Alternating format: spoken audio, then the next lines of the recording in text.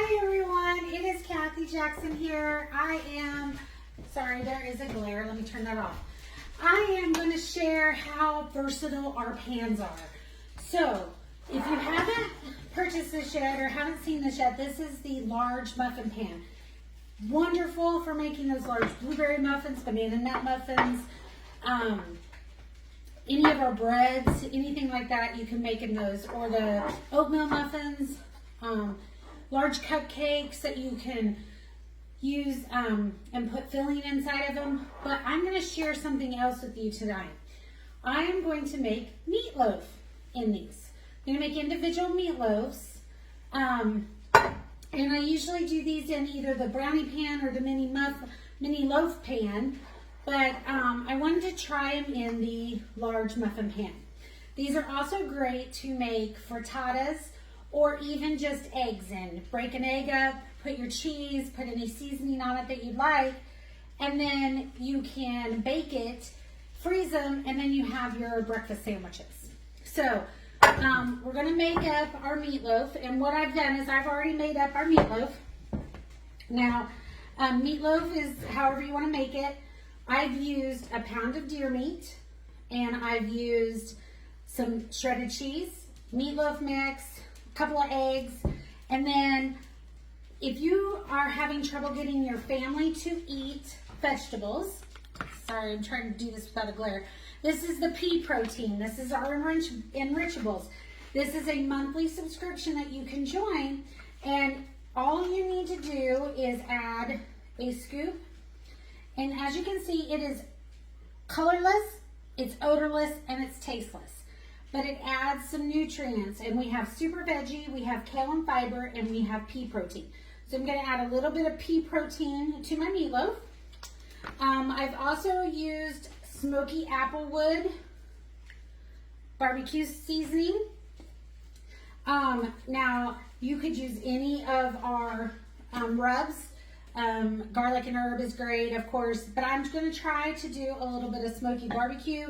And of course, I've got to add our 3 onion, just to give a little onion flavor. I don't use real onions in my meatloaf. I know a lot of people do. My mom always used the French onion dip mix. So we have a really good French onion dip that you could get the mix and use that if you like the French onion. So I'm just going to give this a little toss. The last ingredient that I like to put in our meatloaf and get it a little bit of a different flavor is I add tomato soup. So I've already added some, but I'm just going to add a little bit more. I saved some at the end because I'm going to top our meatloaves with tomato soup as well. So as you can see, I have it all mixed up in there.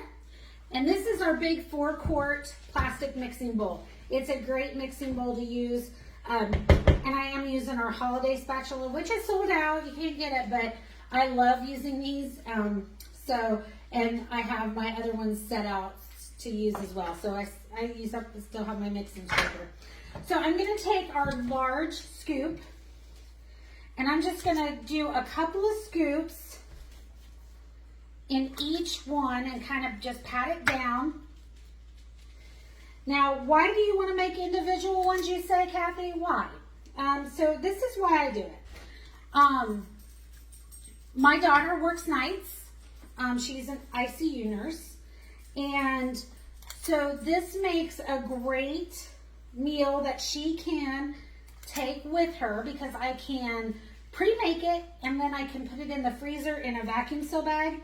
I can vacuum seal them individually, and she can take it out, take it to work, reheat it in the microwave. It's great reheated in the air fryer. So if you want to use your air fryer, you can reheat it in the air fryer. You can also add a little bit of tomato soup when you reheat it to give it a little bit more moisture. But it's already going to be cooked and made, and so she can take it out and take it. I can take it for lunch when I go to work. My son can take it for work. So that's why I do individual ones. So as you can see, I have it all in there. Nice and convenient. It doesn't have to be flat or perfect or anything. Then I'm just going to take and put a little bit more tomato soup right on top.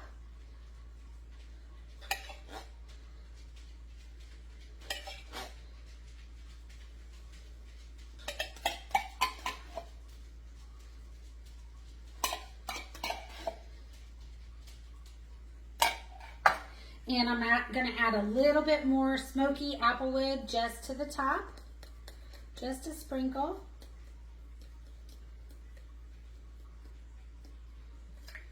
Garlic Parmesan would be great on this. You can also add a little bit more cheese. So I'm going to set this off to the side because I have one more thing I want to show you.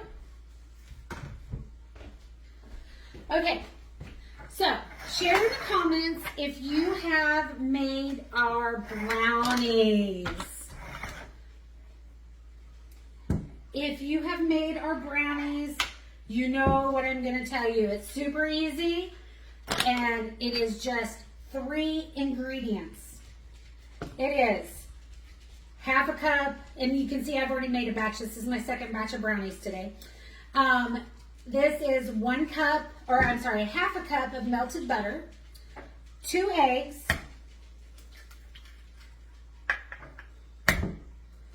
in my house I have to make 2 batches or the first batch is gone before I even get to display it. So 2 eggs, and then of course our brownie mix. Now, if you are gluten-free, our brownie mix is 100% gluten-free, and so is our chocolate chip cookie mix. If you need to make it, and there's instructions on the back, if you are vegan, you can use vegan egg substitute and vegan butter, and then this is a totally vegan product as well. So I'm just going to pour this in here. Now, what I forgot to mention on the meatloaf and earlier is I've already pre-sprayed this with our kitchen spritzer, and I just have a little bit of oil in our kitchen spritzer, and I've pre-sprayed it. It doesn't need a ton. You can also use a little bit of oil, brush it in with a brush. I just use our kitchen spritzer.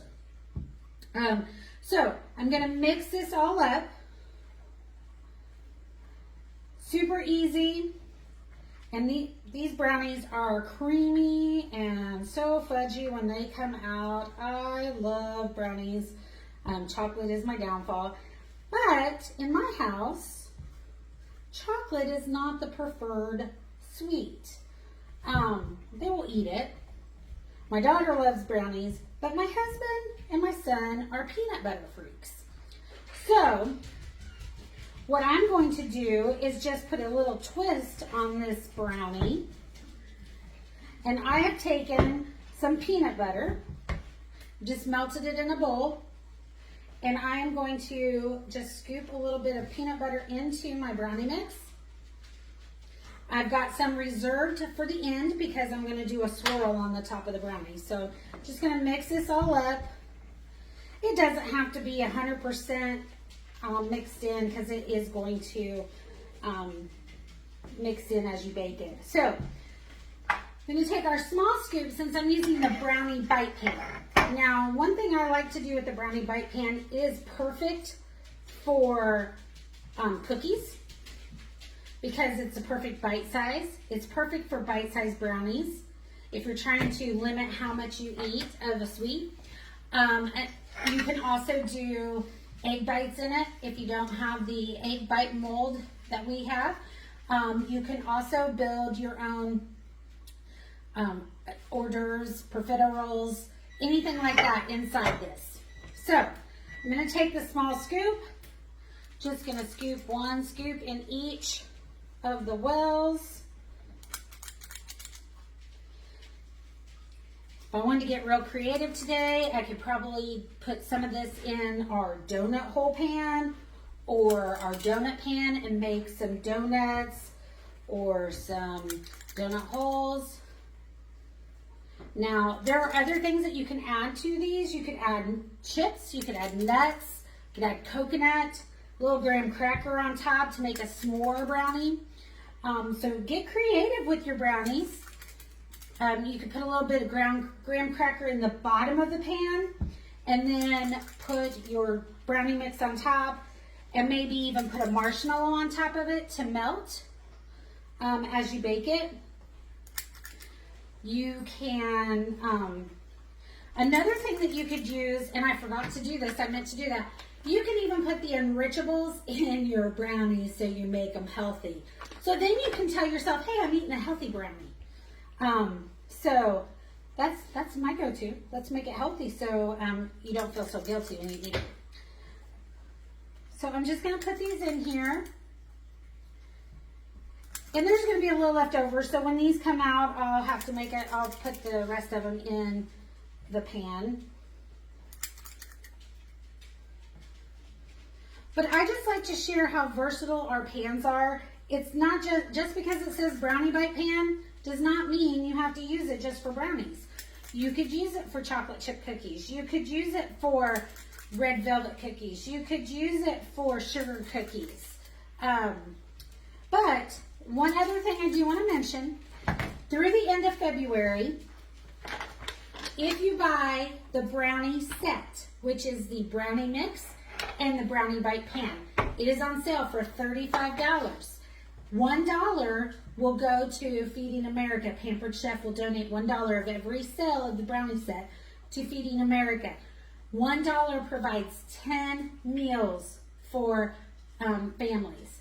So if you buy the brownie bite set, you are providing 10 meals for Feeding America for them to donate to Americans in need. And it is a great thing if you want to do a fundraiser with it and sell 10 sets of the brownie bites. Not only is that $350 in sales, but that would provide 100 meals to Feeding America. So if you wanted to do a party or if you wanted to do a fundraiser, because if you did a fundraiser, then we could donate 10% to your favorite charity, or you could do it as a party. You would make, or you would earn the hostess items, and we'd also still donate $1 for every brownie set sold. So, enough of my spiel there. Gonna take my leftover peanut butter. And it's starting to get a little hard because I've been talking too much. I'm just gonna dollop a little bit of peanut butter on each of these. I'd like to drizzle it, but it's kind of hardened up a little bit because I've been sitting talking so much. So we're just gonna dollop a little bit on each of these. It will melt in the oven and go down into the brownie, so it really doesn't matter. And it doesn't have to be perfect because we're not perfect, we're pampered. So just remember that whenever you're cooking or baking, just enjoy yourself, have fun, get the kids involved. Wouldn't this be a fun one to have your kids or your grandkids or your nieces, your nephews help you with? Because they would have so much fun putting the peanut butter, or if you wanted to put sprinkles, or if you wanted to coconut or anything like that. I'm running out of peanut butter, so I'm just going to leave the rest of them there. But as you can see, I have them all in there. I'm going to pop these in the oven, and I will post a picture of the finished product when they're done. Let me know what you think in the comments. Share if there's anything else you'd like to see me demo. Everybody have a wonderful day. Happy cooking.